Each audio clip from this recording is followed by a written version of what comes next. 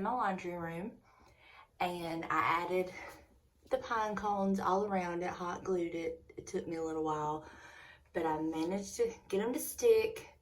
I had these additional, this is just like leftover fall picks.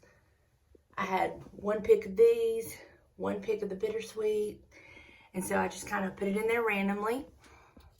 And then I put, because you could see some of the pine cones and how they were glued together, I just added some of this stuff. I'm not sure what it's called. It's from the Dollar Tree. I can't remember. But I just kind of stuck it in there. And then I went all around, kind of like inside in here, all the way around, just to kind of cover any glue you might could see. And I love the way this turned out. And if I change it up for, like, I could take these fall picks out, leave the pine cones and everything, and, you know, put something in there that would go with Christmas. But I love the way it turned out. I'm happy with this wreath now. It just never looked finished to me. This is my ladder. My laundry room, that's what the shadow is. But now it does, and I just love the way that it looks. And y'all, it was basically free to me. I had the wreath, the pine cones were free, and it was leftover stuff. But if you counted the picks and the, you know, the stuff I put between the pine cones, I have a total of $3 in this wreath. So I love it. What do y'all think? So if you watched my fall home tour, you will remember I had this little topiary back here that I needed something to fill up the bottom. So what I did was I stuffed some like Walmart bags in the bottom of it, and I used the rest of the pine cones just kind of fill it up, and I think it turned out pretty good. Y'all, I'm really loving the pine cones, and I actually found some bigger ones the other day. Kind of set them aside, but I forgot to bring them home, but gotta get some white vinegar. All right, so. Sawdust and mascara, take 12, clink. I actually got this as part of a mirror that we use in the reno property, and this was the frame that was around it. It was this and the sides. So they were just gonna chunk it, and I was like, no, I'm gonna make something out of this. And of course, with James's help, we cut this down, and we're gonna make this into a shelf. So, and I loved the frame. So what we did was we cut this down. We have this board. This is just a scrap board he had. So we cut this down to fit this. And because I love the detail on this, can you zoom in, James? No. The detail on that, we're gonna kind of make it, put this on the front like this, and make it a little lip. And this is gonna be a shelf that I'm probably gonna use in my kitchen. So I sanded it down where we cut it. I haven't yet decided what kind of finish I'm gonna do on it. I really wanted to sand it down and just stain it, but I can't get all this off. I guess I could if I used a, you think I could get this off, James, if I used a little rougher grit sandpaper? I know you could. Question is, what? Do you want to spend your time, or do you want to make me do it? No, I'll do it. But I really would like to stain it the same color we stained that shelf that's in the bathroom that you made me. But Jocko anyway, bean. we'll figure that out later. But so now we're gonna put this all together.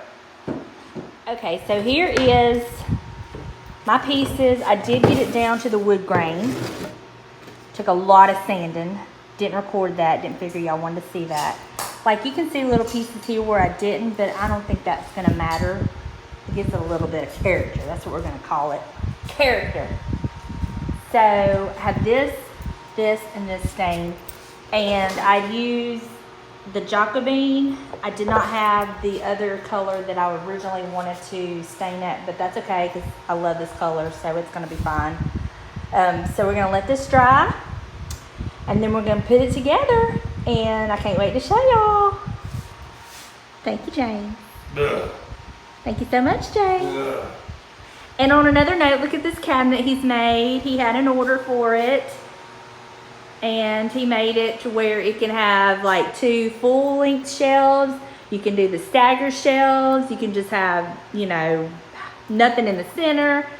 He made it to where she can customize it how she chooses. And she is so excited about it. She is going to, I don't know if she's going to paint it or stain it. I don't know what she's going to do with it, but she will pick it up this week. And I think he did a fantabulous job. Way to go, James.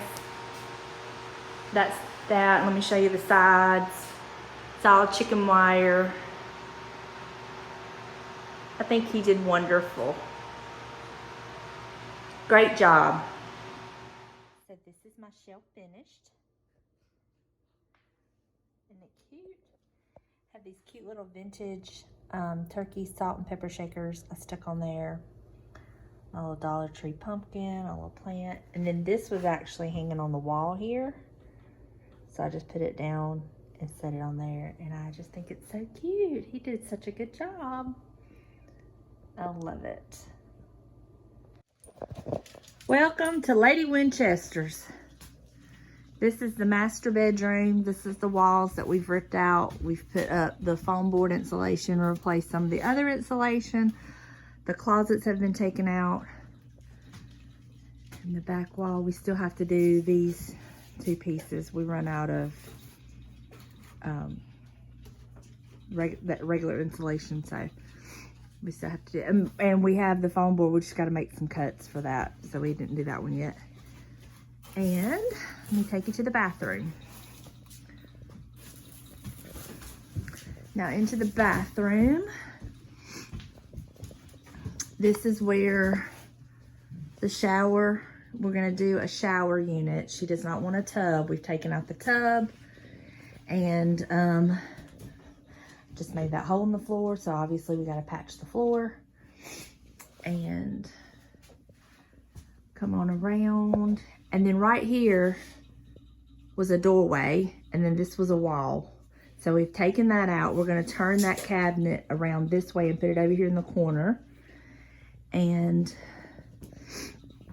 they wanted it big enough so if something happened that they needed to get in here with a wheelchair to get to the toilet, it would be wheelchair accessible.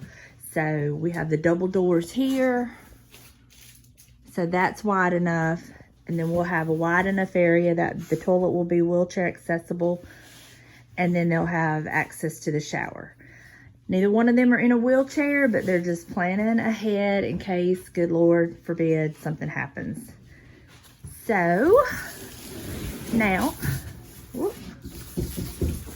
going into the kitchen, and it's a mess, y'all, I apologize.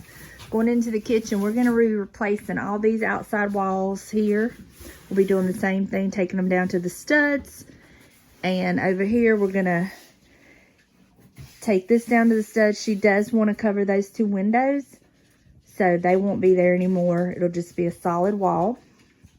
And then we will be doing the same thing on this wall. On this wall, she's wanting me to do the German schmear brick, so that's a possibility. And then we'll be replacing this wall. This is the problem. This is why we're doing it. You see this?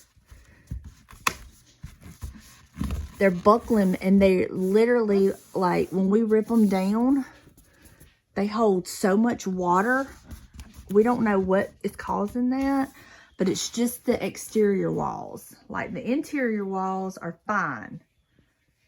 That's just some, I know that probably looks like it's messed up, but it's not. That's just like some stains on the wall. So we'll be doing this wall, and then all the way down the hall. Let me get a light.